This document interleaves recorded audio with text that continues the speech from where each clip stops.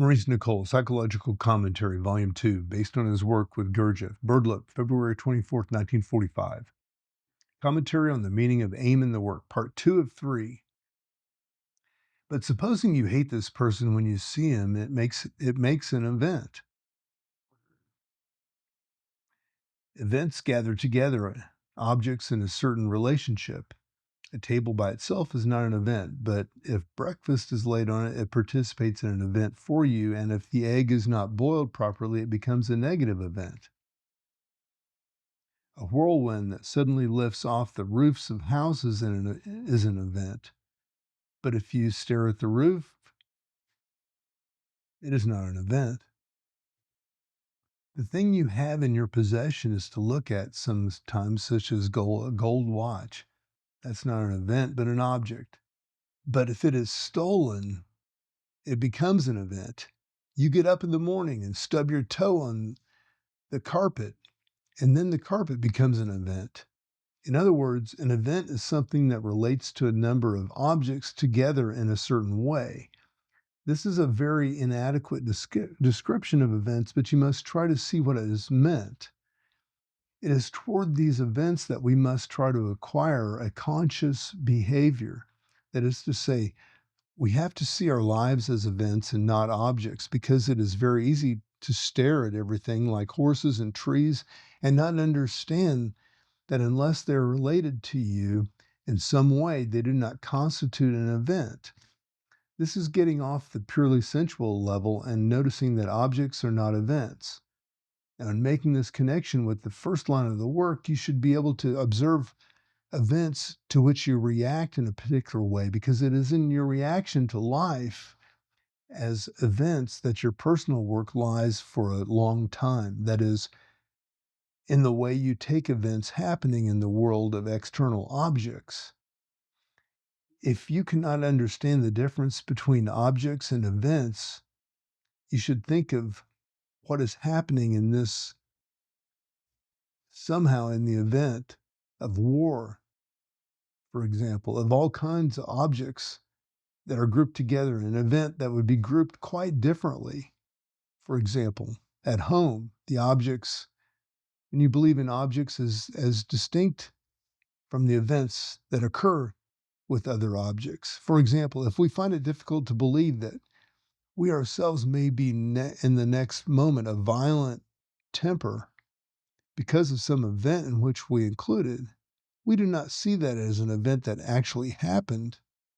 Actually, a triad of forces has suddenly acted on us, and we have been incorporated into it as if by a whirlwind of different eyes that have taken charge of us as long as the event lasts.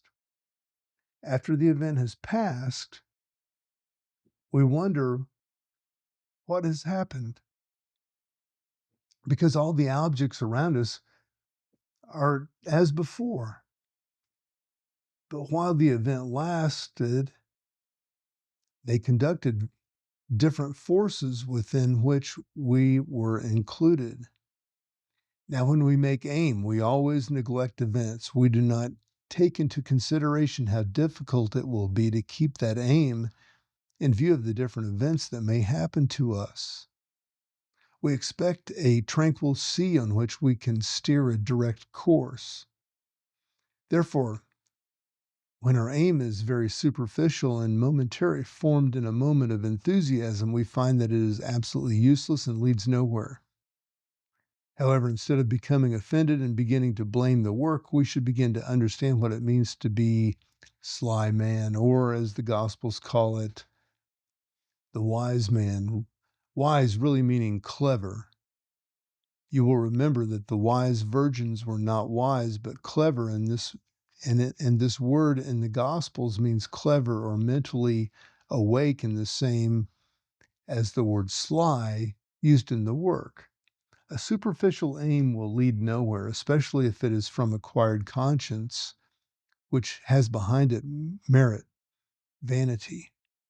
These aims turned towards external life are of no use in the work. They do not touch the esoteric level, that is, the level of real conscience. To begin to have a real aim, you must already know that you cannot keep it, and as it were, not tell yourself what this real aim is. Real aim comes from something deeper in you, something emotional. As it is said in Matthew, let not thy left hand know what thy right hand doeth. It's from Matthew 6:3. In the language of the parables, left is the weak side, that is the personality, and right means the deeper and more real side of you. Now, if you make an aim with your left hand and tell yourself you will get some advantage from it, some merit, some praise from other people, that you will be better thought of, even in the work, you will be not doing it from the right hand or your real side.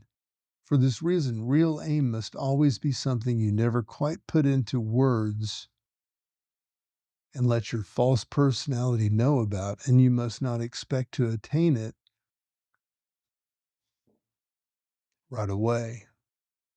You will have, in fact, probably to follow a devious and apparently contradictory path to fulfill real aim. And above all, you must not think that because things go wrong and your aim is useless. But the most important thing to understand is that in real aim, you cannot go directly towards it, but like a sailing ship at sea which endeavors to sail to a certain goal, you must tack one way and then another way according to the wind. Now, a real aim depends on an emotional perception of something you dislike in yourself, which you wish to change eventually. It depends on a certain integrity of feeling that persists in spite of downfalls. Thus, great patience is necessary in connection with any real aim. A formatory aim is quite different from real aim. And although you begin with formatory aims, you must realize they cannot be kept, and you must admit you cannot do in this sense. Real aim only arises from long observation and real evaluation of the work, because unless the presence of the work is constantly with real aim, that is, unless you rely on the work as well as yourself to keep it, it can lead nowhere except into false personality and the feeling of merit. Real aim always nourishes you, nourishes your understanding, and then you see how it can change and yet remain the same, and how it can tack from one side to the other and never go in the direct way, which our natural impatience demands, because all real aim is connected with our own self development, that is, with the development of essence in us, with the development of understanding in us, which is the greatest force we can create. Whereas false aim cannot develop our understanding and very often simply contracts us and turns us into Puritans, as it were, into a rigid keeping of some little internal decision. You can do nothing by suddenly cutting yourself off from what you've been by some arbitrary act. It is only by modification and transformation that you can change your life. When you have real aim, you see the difficulties of keeping it. When you make a little formatory aim, it is quite different. We are told to make aims with the object of seeing that we cannot keep them. That is, so that we can see second force or force of resistance. But when we come to make real aim, we are more aware of second force and the difficulties that will stand in the way of our keeping this aim. I would like to say here that real aim is a silent aim, something that you never tell anyone else, or even tell yourself in so many words. And this kind of aim is of such a quality that you are not dismayed by the constant apparent breaking of it or the contradictions that arise in connection with it when apparently you are going in a different direction from what you intended. I've given you the image of a sailing ship setting out to cross the Atlantic from east to west, let us say. And probably the ship can never really go directly to the west, but must go northwest, southwest, and even occasionally in the reverse direction for the time being. Yet at the same time, if it keeps to its aim, it will eventually get to where it intended. It is not lose hope. It is not despair, because there is a certain deep intention of getting eventually where it wants to go. Now, what you think real aim is, as distinct from artificial aim, as I said, real aim can only spring out of long observation and real valuation of the work. There is the phrase that Ouspensky used to use: the work will find a way for you. This is a very good phrase to remember, but it demands that you have a constant relationship to the work in your soul, in your depths. It is the work that changes us, because the work brings us a little closer, little by little, to higher centers, which are always telling us what to do and how to live our real lives, which we cannot hear owing to the traffic of life and the mechanical parts of the centers. The great aim was given in the gospel. Seek ye first the kingdom of heaven, that is, seek another actually level of being promised to us both by the gospels and by this work. I remember again another phrase that Gurdjieff sometimes used: I can work, which can help you, especially when you feel defeated by having to tack north or south. But if you ask me to define what real aim is, I leave it to you. We have to make aim. We do not know exactly what our next step in development is, but if the aim we make is sufficiently genuine, the influences of the work will greatly modify it in the right direction. And here you will be astonished how different what you thought you had to do is from what you have to do. And also you will be astonished to find how much help comes to you as long as you do not throw up your hands in despair. But if you will the work, if you have goodwill to it, if your idea of good begins to be connected with esoteric teaching, then you will be sure of getting a response that is right, even though the request is wrong, provided the request is sincere. Remember that we cannot use this work for life as our primary object, but we can use life for the work.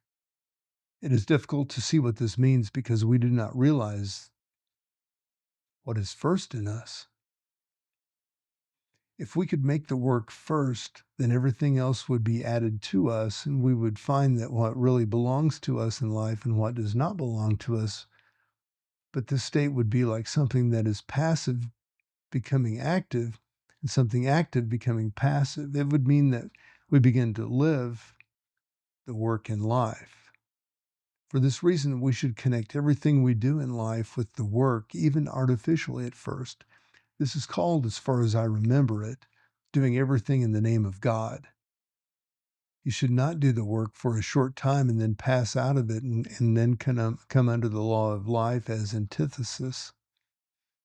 You should try, even artificially, to act so that whatever you do in life has some connection with the work and not make the work the opposite to life. Gurdjieff once said, bring all things into the work. Do not go into life as a relaxation from the work, but connect your relaxation in life with the work. This may sound strange, yet it contains a very important idea. Some people will say, if I'm negative, it is in the work. Yes, of course it is. If you speak against the work, remember it is in the work. If you go off the deep end and in some way or other, remember it is in the work. If you are in the work, whatever you do is in the work. If you cannot feel this, you will divide yourself into life eyes and work eyes, which will appear to be at enmity with each other. If you're in the work, you cannot be out of it.